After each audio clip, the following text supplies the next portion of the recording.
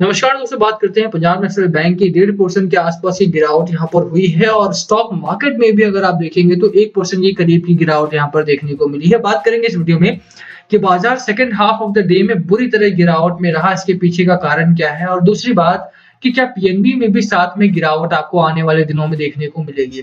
पिछले 2 हफ्ते काफी ठीक चले हैं अगर आप देखेंगे और उन्हीं 2 हफ्तों की बदौलत अगर आप देखें तो एक अच्छा सपोर्ट मेंटेन हुआ है और इन्वेस्टर्स दोबारा से लौटकर वापस आए हैं। खरीदारी बढ़ी है, डिलीवरी बढ़ी है साथ में और अच्छा ब्रेकआउट पैटर्न भी बना है।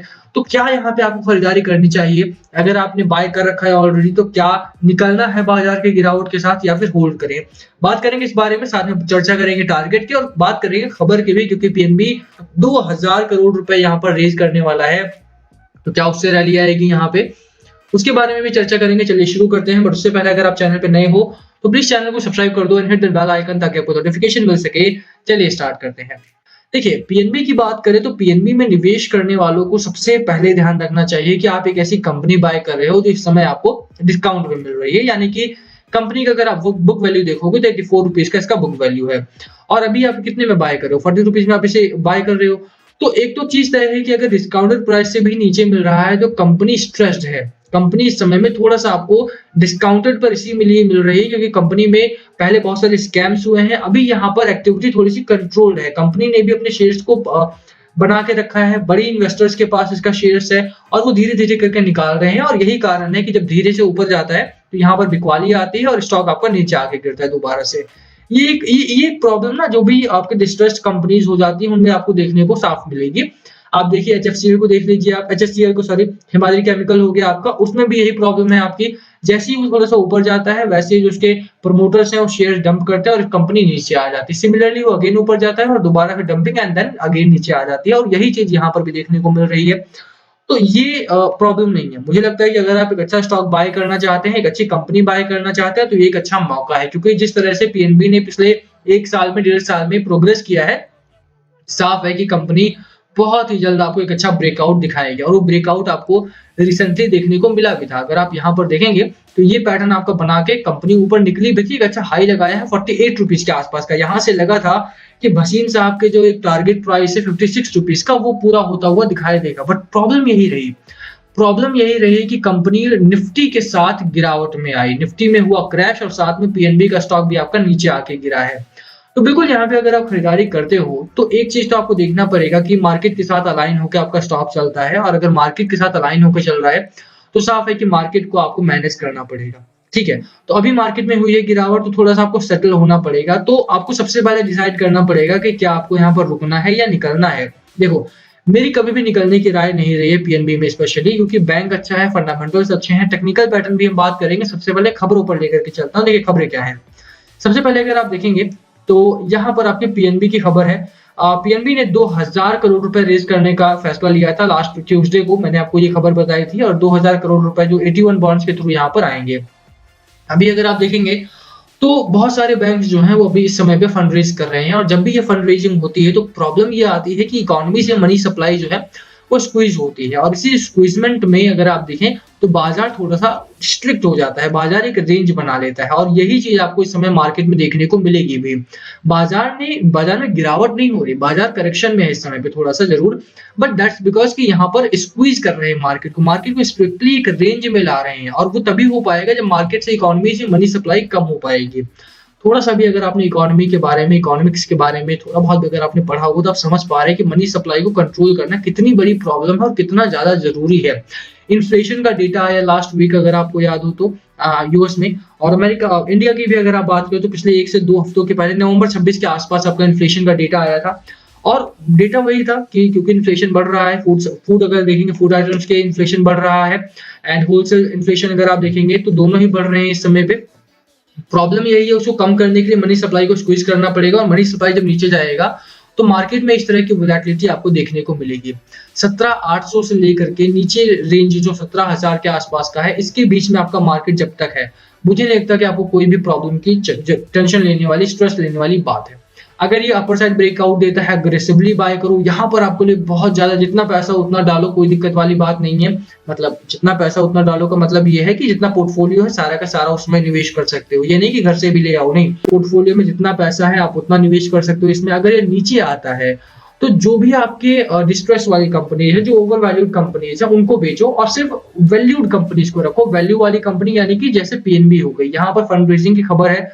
साथ में अगर आप इसका एनपीए वगैरह देखते हैं तो कंपनी ने एनपीए काफी मैनेज किया, 5-5.5% का एनपीए यहाँ पर नेट एनपीए है, 13-13.5% का ग्रॉस एनपीए है, लगातार कंट्रोल कर रही है। आरबीआई ने भी इसको काफी अप्रिशिएट किया था, क्योंकि जिस तरह से कंट्रोल्ड वे में जो पीएनबी है वो ग्रोथ कर रही है, काफी अप्रिशिएबल है ये।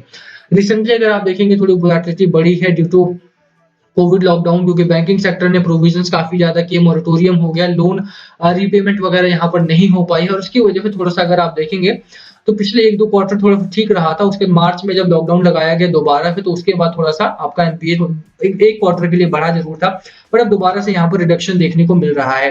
तो तय है, ये बात तो तय है कि आपका ये पीएनबी का जो स्टॉक है वो कंपनी काफी गजब की है, और अगर आप यहाँ पर निवेश करते हो तो आपको लॉन्गर पीरियड में बहुत अच्छा मोमेंटम, बहुत अच्छा प्राइस देखने को मिलेगा। तो बिल्कुल यहाँ पे खरीदारी करके चलो। और जो पहला टारगेट है आपको, वो मैंने ऑलरेडी आपको डिफाइन किया हुआ है लास्ट वीडियो में भी, कि 48 रुपीज के आसपास आपका पहला टारगेट आपको देखने को मिलेगा। अराउंड यहाँ पर जो इसका लास्ट वीक का लास्ट प्रीवियस हाई जो है इसका, वहां पर आपको देखने को मिलेगा इसका पहला टारगेट। तो बिल्कुल आपको 48 का टारगेट लेकर के चलना है। कंपनी बहुत गजब जोन में है इस समय पे। अगर आप बात करें आरएसआई की, आरएसआई आपका 51 का हो चुका है, यानी कि एक अच्छा स्पेस है। देखिए 40 के नीचे आता है, इसका मतलब है कि ओवरसोल्ड जोन में है और वहां से प्रॉब्लम आना स्टार्ट होगी। पर अगर मिडल में है और यहाँ से अपर साइड का ट्रेंड है इसका, जैसे चार्ट का भी है, 2 वीक काफी अच्छा चला हमारा। अब यहाँ पर एक हफ्ते की शुरुआत काफी खराब जरूर हुई है, बट अभी मंडे है और मंडे को थोड़ा प्रॉब्लम ज्यादा रहती है, थोड़ा स्ट्रेस ज्यादा रहता है, but that would be manageable. अभी आप थोड़ा मैनेज करके चलो। अंडरस्टैंडेबल है कि गिरावट क्यों हुई है, ओमिक्रॉन वायरस वगैरह का खबर अगर आप देखेंगे तो यहाँ से खबरें काफी खराब आई हैं, कोविड की भी लेकर के। अगर आप देखें ओमिक्रॉन हो गया, यूके में थोड़ी प्रॉब्लम्स ज्यादा बढ़ गई हैं, 75,000 डेथ के करीब वहां पर प्रिडिक्ट किया जा रहा है। साथ में अगर आप इंडिया की बात करें, चाइना में डेल्टा वेरिएंट आया है।